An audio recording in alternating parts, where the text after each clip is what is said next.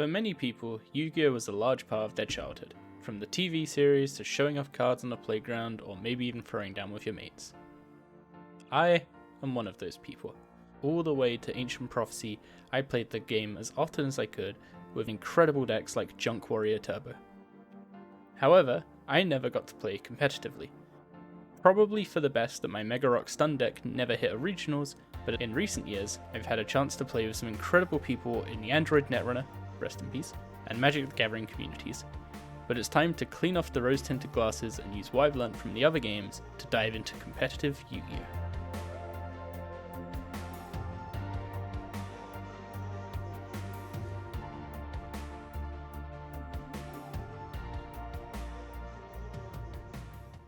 Okay, so even living under my preferred rock, I'm aware of the current global situation and the lack of events to attend. However, that isn't going to last forever, and we've got a lot of ground we can cover without physically setting foot in an LGS. First of all, I need to learn the new rules. Fortunately, with the incredible YuGiOh community, picking up the basics is going to be a breeze. Last time I played, synchros were the latest reason the game was dying, so let's refresh on those and go from there.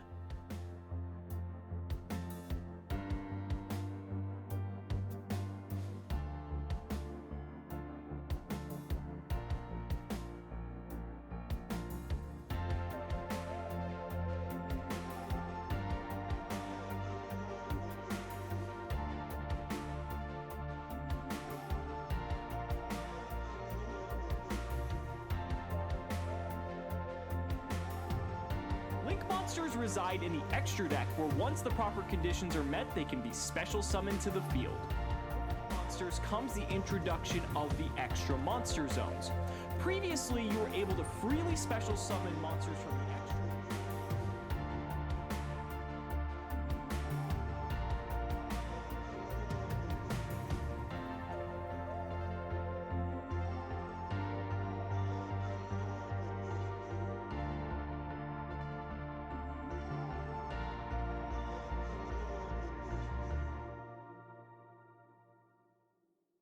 SEMO is an absolute treasure trove of information when it comes to this game. There are some really great series I've been watching, such as Sealed Only from Nim Nim and Returning to Yu-Gi-Oh from Ruggles, that have been entertaining beyond belief, and really, especially Ruggles series, helped me figure out how I'm going to be stepping into the more competitive side of Yu-Gi-Oh. But when it came to actually learning the game, SEMO has got it nailed. His educational content is just top notch. So if anyone else is getting into the game or looking to return to the game and is daunted by all these new summoning mechanics like I was a little bit, definitely recommend his channel and his videos. They will help immensely. But anyway, we've got the rules. Now we've got to pick up something to play with. And one choice is just grabbing a couple of structure decks and slapping them against each other. But with the global situation going on right now, there's a possibility of just hopping into a locals without actually having to invest travel time or any of that by just hopping on Discord. So let's actually build a deck and play in a locals. So first up is picking a deck, which means we're gonna have to go through all of what I own and pick something from that.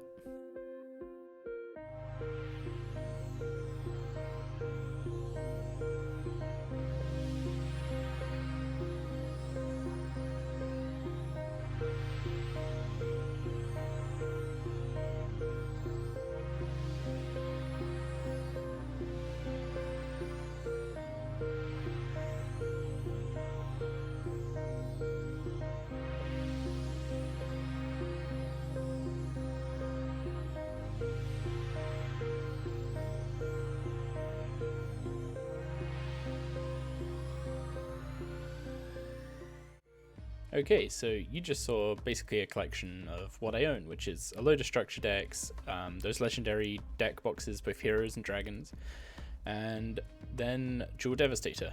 And at some points I've received some Megatin and a Jewel Power box, which has given me some staples, but otherwise we're basically going to be picking a structure deck and then just upgrading it. And I considered following some advice I got noticed on Reddit about using these dinosaur structure decks, but I'm actually gonna pick a different deck because I wanted to pick something a bit nostalgic, and while dinosaurs have their place with Rex Raptor and such, he was never really a character that I found any particular interest in.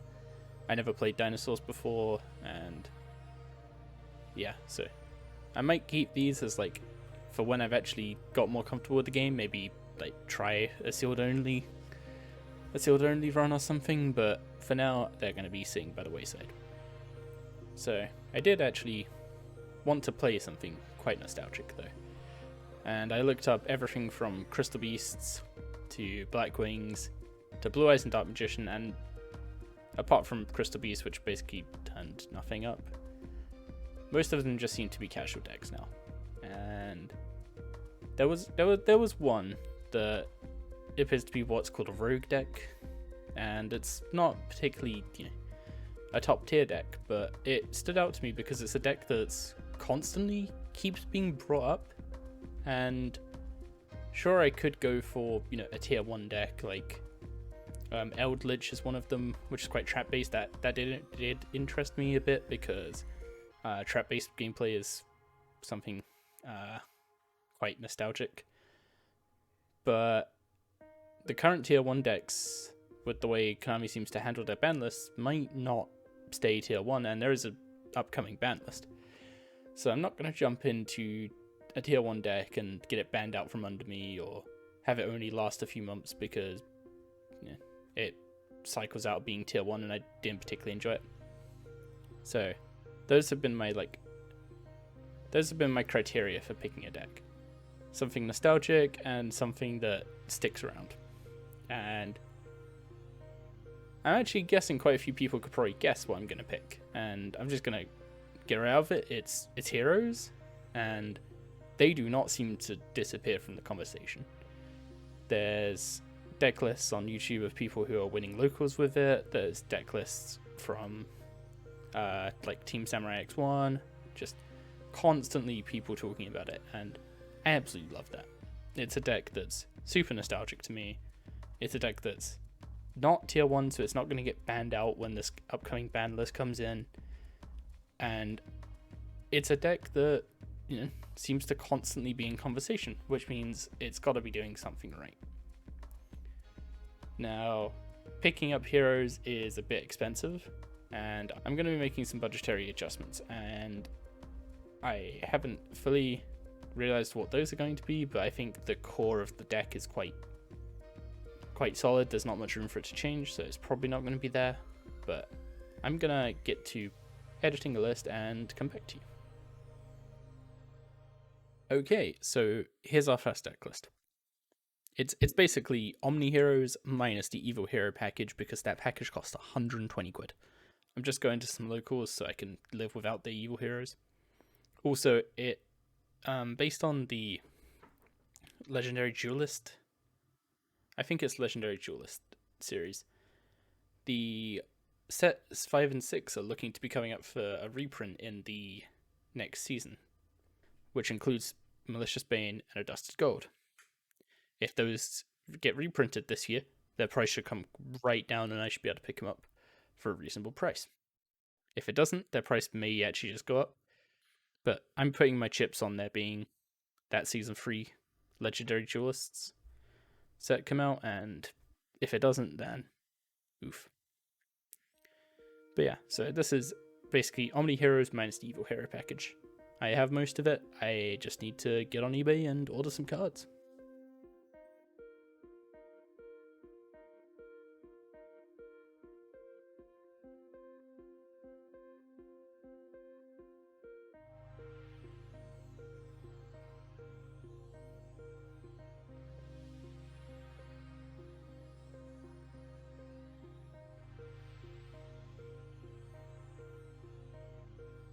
Okay, we have most of our cards.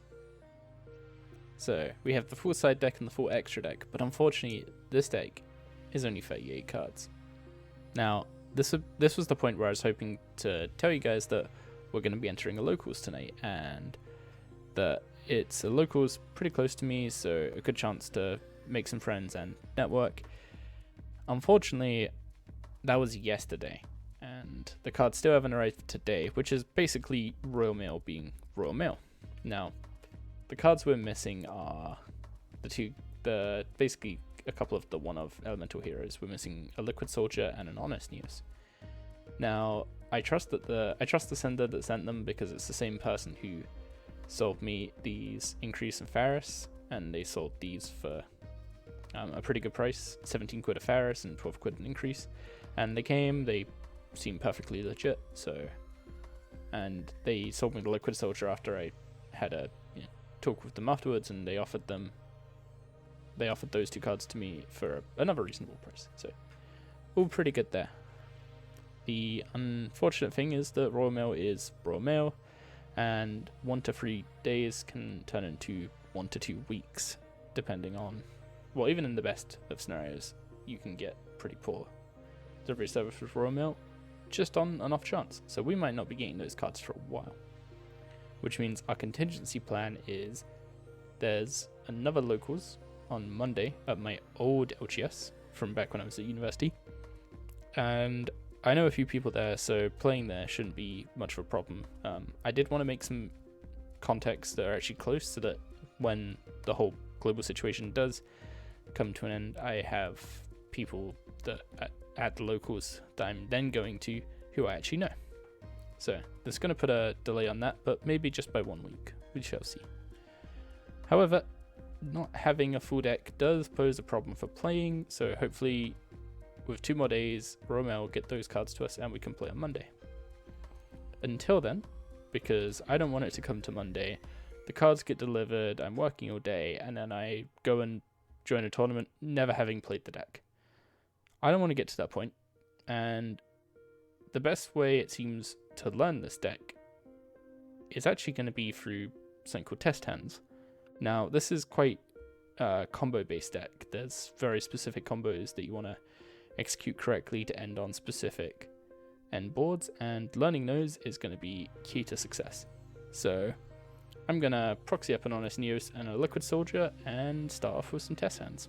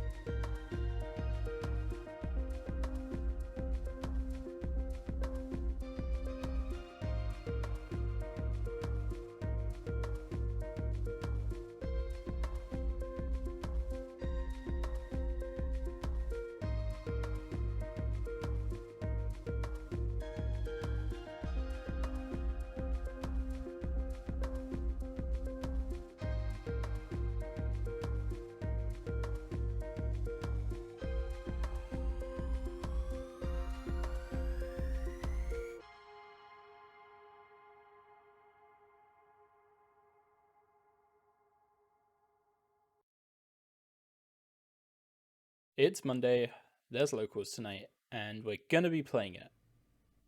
And we're gonna be playing in it without Liquid Soldier or Honest News, because Royal Mail is Royal Mail, and I'm pretty sure they're lost in the mail. The guy I ordered from is the same guy I got my Vision Heroes from, and they came in no time at all. I've ordered plenty of cards, and they've all come in time frame. And yeah, Royal Mail's just pulling the COVID card, saying, "Oh yeah, it's been delayed a whole week because COVID," whereas other stuff is coming in like next day, 2 days. Yeah, it's not COVID, it's lost. They're gonna take a while to admit that. When they admit it, I'll just get my money back for eBay and order another Liquid Soldier. No big deal. What is going to be a big deal, though, is not having Honest News tonight, because we already cut the Evil Hero package due to cost, and that massively weakened our going second plan. So not having the Honest News is going to really hurt our going second plan. There's going to be monsters we probably just can't get over. There's going to be, there's going to be cases where we get out a Dark Claw and Plasma and they just get attacked over and we can't protect them because we don't have an Honest News. That's all gonna suck, but yeah, it's fine. We'll have to live with it. And by next week, we'll have Honest News because I've ordered another one from somewhere else because they're cheap and kind of mandatory. So yeah, our deck needs to replace Liquid Soldier, and for that I went back and looked at some order lists and saw that they were running 2 Solid Soldier. So I'm just gonna follow suit and run a second Solid Soldier. He does a similar thing, which is special summoning Shadow Mist to get your mask change, except he has to go from the field to the graveyard via a spell effect to do it instead of just being normal summoned, which means he's a bit more clunky, a bit more... You have to do some gymnastics to get him to trigger, but we can make that work. Nice and easy. So the other thing is I have to then make a choice. Since we're not going to be able to attack over monsters as easily, we can't really... And we also don't have the Malicious Bane to wipe their board. We can't really lose the Absolute Zero Acid combo because then we just have no board wipes left. And that would mean basically playing a main deck non-searchable Raigeki as our board wipe, which isn't going to fly. So in order to keep the Absolute Zero and Acid combo, I'm going to try some test hands with Bubble Man instead of Liquid Soldier / Honest News. So our 2 replacement cards are going to be Solid Soldier and Bubble Man. But I don't know if it's going to work or not. I don't know if it's just going to be clunky. Bubble Man is a pretty bricky card to draw, especially in your opening hand. He only works when you have an empty board and empty hand, and then you got to hope that the next 2 cards you draw can combo you off. So I don't think its effect is ever going to really come into play. I considered just playing Ocean instead because it's a 1500 attack, which is more attack, but I think the effect of Bubbleman is going to come into play just more often than 1500 attack would. I don't think either's going to come into play really, basically. So yeah, that's my current thinking. Another thinking is to use the extra deck space made by removing Acid and Absolute Zero to play Super Poly in the main by adding some Starving Venoms, which would work quite well against Dragoon because 30 Anaconda seems to be the enabler for the Dragoon. So with Verti Anaconda and Dragoon on board, that's 2 darks. That's a Super Polyed Starving Venom, which is pretty powerful. I don't have the Predaplant one, which is like the fusion and a dark, so I can't play that, but I could play some Starving Venoms instead. I'm not really sure if I want to do that because the way I looked at it, you either run the Fusion Destiny package or the Super Poly package. So I don't really want to run both of those because there's just not enough room in the extra deck, really. And yeah, just 2 targets for Super Poly probably isn't going to be good enough. So I'm probably going to stick with the Bulb Man, but we're going to do some test hands before the tournament before the locals to actually see if that's a good idea or not. And yeah, basically tonight is just play the game, see the meta, learn the rules, get dumpstered because we don't have Honest News, maybe? I don't know. We're probably going to get dumpstered because of misplays, but yeah, you got to start somewhere, and we're starting right here.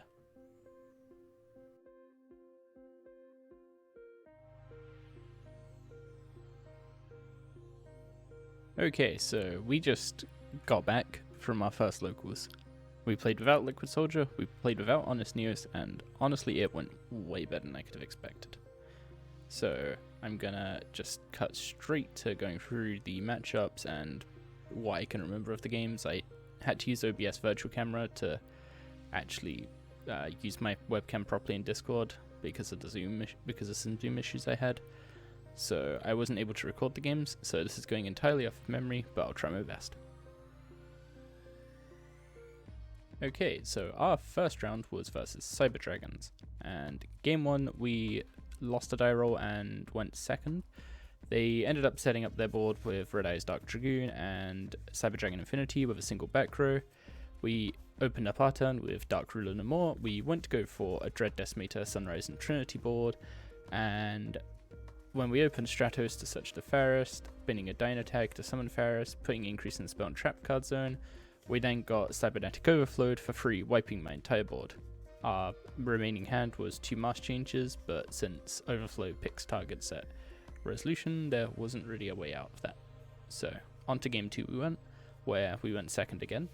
They passed on an empty board, so my alarm bells just went right off. This is my first round in a competitive event, or semi-competitive, I don't know how you consider locals, but my alarm bells just went off, and I misremembered 2 cards, being Nibiru and Infinite Impermanence.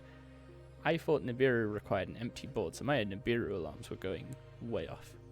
The hand I opened needed Stratos to get Faris, and basically there was nothing I could really do without using all 5 summons, so I ended up just on a weaker board and took them down a bit and planned to just kill them on the next turn. It turns out that their opening hand was just bricks, and their draw unbricked them, and they ended up wiping us out with a Seeger buffed Rampage Dragon with 2 limiter removals, hitting us for 16k. It was a quick round. Nerves definitely played a part in the game too. I'm not sure why I thought a going second combo deck would be running Nibiru, but I could have easily OTK'd them that game, and the lesson taken is a classic. Don't play badly just because they might have a card you don't even know that they have in their deck. Okay, so round 2 we were up versus Dinos, and game 1 again lost the die roll and went second. They ended up setting up with a Dragoon, an Ultimate Tyranno, and basically our opening hand was 2 equals, which first one grabbed the Stratos, and that was when we got drawn Lockbird. We tried to use Faris in hand, and that got negated by Dragoon, and we got wiped out next turn. Nice and quick. Game 2, we go second again, and they set up almost exactly the same, but this time we drew Dark Ruler no more. And I can't exactly remember all the order of cards, but we ended up on a Dystopia and a Dread Decimator with 7 different names in the grave after getting drawed again. Dystopia loses Decimator's bonus to pop the Tyranno, and then the Decimator swings over the Dragoon, and the next draw they scoop. So the fusion package came in very clutch this game is all I remember. Being able to play through the draws despite having quite a heavy search at hand if I recall correctly. So game 3 we get to go second again, and they get almost the exact same board again, and this time they have an additional Overraptor. Our equal gets Dragooned, Stratos comes down and grabs Faris. We summon the Faris, discarding a Malicious, and Ultimate Conductor pops their Verte Anaconda to flip our Stratos and Faris face down. We then follow up with Miracle Fusion from hand to make Trinity and wipe out their board, dropping them to 300 life points in the process. They rebuild and get another Tyranno to run over Trinity and ultimately drop us to 2900.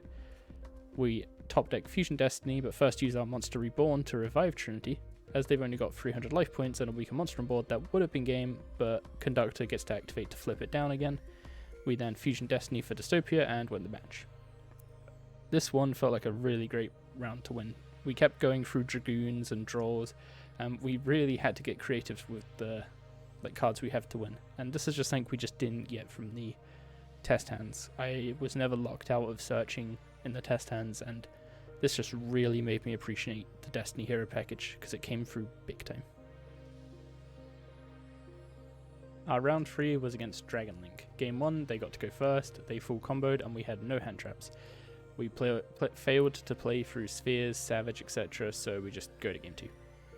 Game 2 we opt to go second and we draw Dark Ruler no more. They full combo again and we just sit there biding our time.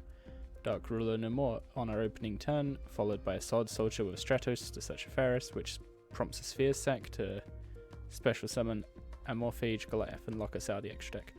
I wasn't really sure about the ruling here, but the end result is that spheres can sack itself. The bounce will fail because it resolves on the field, but the special summoning succeeds because it resolves in the graveyard. So we go to battle phase and attack over the Goliath because it's locking us out of our extra deck, and we use our second main phase to end on a Dread Decimator, Sunrise, and Absolute Zero, Mask changing it into an Acid to wipe out their board. After their draw, they scoop it up.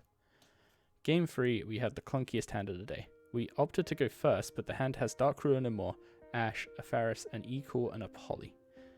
We E-Call for the Shadow Mist and use it to summon Faris, which we gets increase the spell and trap card zone. Upon special summoning increase, the effect to summon out Vion gets ashed, and we learned not to put our increase in attack mode in the future. Over to their turn, and Ash stops them from using Safer to search, but they use Ward Legacy Guard Dragon to revive it and attack over our increase. We expected this to be time and the win to go to our opponent, but it turns out we still had another 5 minutes and our opponent had otherwise bricked. So back over to us, and we top deck Stratos, using it to search Bubbleman. I proceeded to fusion summon Sunrise and used the Miracle Fusion to summon Absolute Zero, bringing them to 4800 just as time was called. Fortunately, from watching Rev Card series on YouTube, I was able to follow my opponent without him reading me every single card, which would have resulted in us not getting a game 3 at all. Getting the win here through the full combos and the poor choice to go first with Dark Ruler and more still in our deck really felt like clutching victory from the jaws of defeat. And finally, last round of the night. Surprisingly, the one I can remember the least, because I think I was just at this point completely mind blown, but getting into it, game 1 we went second and an Ash causes our opponent to brick.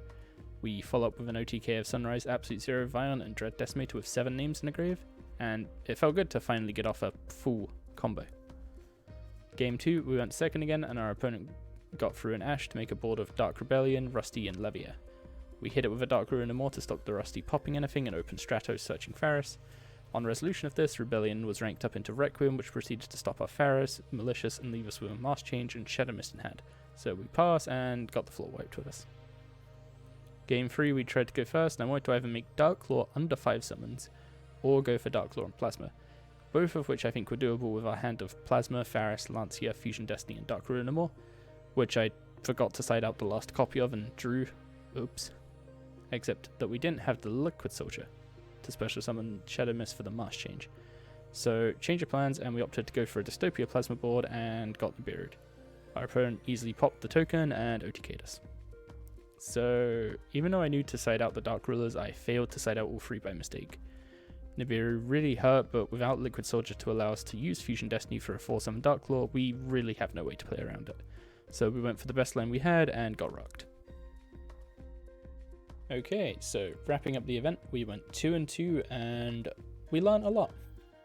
2-2 for a deck in our the first time playing in the event. I just said to every opponent, look, I'm new back to the game, haven't played since Raging Battle or whatever, and just like, if you'd explain what your cards are doing as you play them, that'd be greatly appreciated. Everyone did. Some were more happy to do it than others. But everyone was accommodating, everyone was friendly is the main thing, and the only deck that really would not have been able to get away with explaining every single one of their cards was fortunately the deck that I had seen watching Rev's videos, so I was able to follow mostly. I just had to ask for some clarifications here and there, and that was Dragon Link. If Dragon Link had to read out every card, I don't think we would have finished game 1. So fortunately I'd already known about that deck before going in. Maybe I should watch some more videos of other decks, but the thing is, watching videos of some of these decks is quite different to playing them. There's card effects that don't crop up in every game, or even like 1 in every 10 games. And yeah, just playing against them, asking, and then seeing how you can play around them.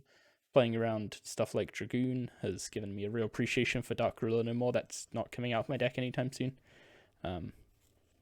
And yeah, the amount of times I did see it, I was thinking like, oh, maybe the right choice would have been to go for the Super Poly build, but I don't know how I would have actually built that, and by the time I was thinking about it, it was less than an hour to the event, so I would have butchered the deck, and yeah, basically the last minute changes of Solid Soldier and Bubbleman actually ended up working out great, and actually got some hurrahs out of a couple of my opponents when they saw the Bobbleman for the classic heroes.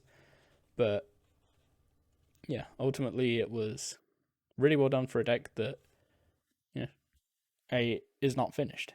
And if this is what our deck's doing when it's not finished, when I don't know what every single card we play against is, I thought Dark Requiem could hit anything at first. I didn't realize it was limited to monster effects, so that's good to know for the future. But yeah, if that's what our deck's doing now, then when it's fully upgraded and when we finally decide to splash on the Evil Hero package, we should be absolutely golden. Basically, the main thing that hurt me is there was a couple times where I started out combos, and at a certain point in the combo, I was like, okay, search liquid soldier. So the whole proxying thing that I thought wasn't going to be a problem turned out to be a problem because I had practiced all my combos around liquid soldier. And when I played Fusion Destiny and didn't have liquid soldier to search out, I just sat there and I was like, okay, I don't actually know what I'm supposed to be doing here. So I ended up like searching out Solid Soldier and special summoning it and pulling it off to kind of get on my way to a liquid soldier like effect, which I think is what you were supposed to do. But yeah, so we got there in the end, thankfully. And the only game I ever really felt like I lost that was just me playing so badly that it was inexcusable was the second game against Cyber Dragons. Even if the deck could have had Nibiru, I should not have played as if it did have Nibiru. I should have just gone for the OTK, and if they had it, they had it. If they didn't, they didn't. And what ended up happening is we just got OTK'd instead of them. So, bit of a shame there, but not something we can particularly do anything about now. Just think we can improve on for the future. So, notes for improving in the future. We've got our Honest Neos coming. Hopefully our Liquid Soldier and Honest Neos combo show up in the post. If they do, next week is going to be great. If not, I'm fine. Keep playing with a second Soldier and a Bubbleman for now. I really like the Absolute Zero Acid package, and even if it means keep playing Bubbleman, I'll keep playing Bubbleman. It's kind of another Garnet, which sucks, but what can you do? There was probably once or twice that showed up in my head, and I just put it to a side and eventually polyed it away. So yeah, the combo is incredibly powerful, and honestly, the main reason I just want Liquid Soldier is that I can get to Dark Claw more consistently. If I can start opening the Dark Claw Absolute Zero board with the ability to then Mask Change into Acid, that'll be great for going first. It felt like every time I went first, I basically just kind of like had a bricky hand that couldn't really make anything.